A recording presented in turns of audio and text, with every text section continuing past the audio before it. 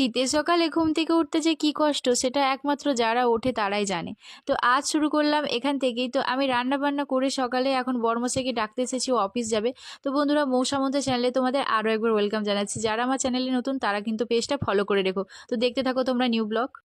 এখন আমি ব্রাশ করছি। তোমরা হয়তো ভাবে যে এখন ব্রাশ করছে, আসলে কি হয়েছে, আজকে ঘুম থেকে উঠতে এতটাই দেরি হয়ে গেছে যে এমনি ঘুম থেকে উঠেই এমনি মানে রান্না করতে চলে আসছি। বড়মশাই সবসময় বলে যে যত দেরি হোক আগে আমার কাজ করবে, তারপর তোমার কাজ যদি পড়ে থাকে তারপরে করবে।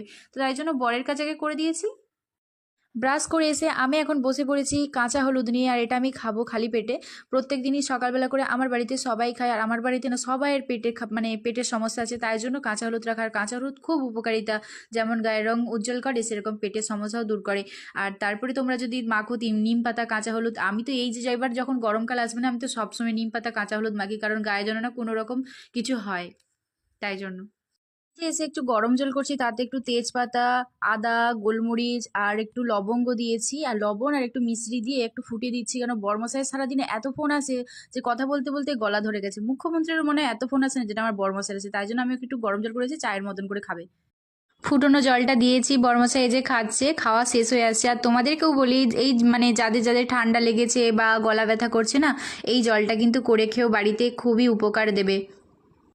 সকাল সকাল আমি রান্নাও করে নিয়েছি। বর্মশাই যেহেতু অফিস যাবে, তো ওকে তো মানে টিফিন দিতে হবে, তার জন্য আমি লাঞ্চের মেনু এই যে ডিমের কারি আর ভাত আর বৈতালের ঘন্ট করেছি। এই ছিল আমার আজকের লাঞ্চের মেনু।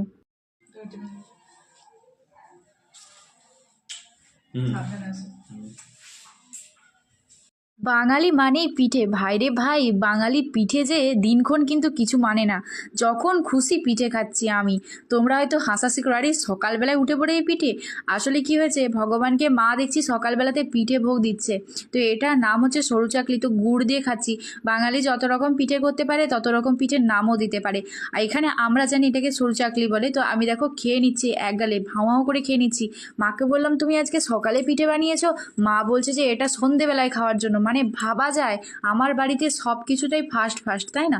তো দুপুরে রান্নাও হয়ে গেছে সকাল সকাল, সন্ধেবেলায় কী খাবো সেটাও হয়ে যাচ্ছে। আমি তো লোভ সামলাতে না পেরে মাকে বললাম তুমি আমাকে চটপট করে দাও, আমি খেয়ে নিই, আমার খুব খিদে পাচ্ছে, সকালে কী খাবো তার ঠিক নেই। তো খেয়ে নিয়েছি। আর একটা কথা, খেতে খেতে গুড়ের লোভে যে পিঁমড়ে আসবে না সেটা কি করা হয় না, ছোট্ট পিঁমড়েও চলে এসেছে এদিকে। তো বন্ধুরা, এই যে আমার পিঁমড়ে চলে এলো। তো ভিডিওটা ভালো লাগলে কিন্তু অবশ্যই লাইক করো বন্ধুরা, আর বেশি বড় করছি না। টাটা, নেক্সট ভিডিও দেখা হচ্ছে।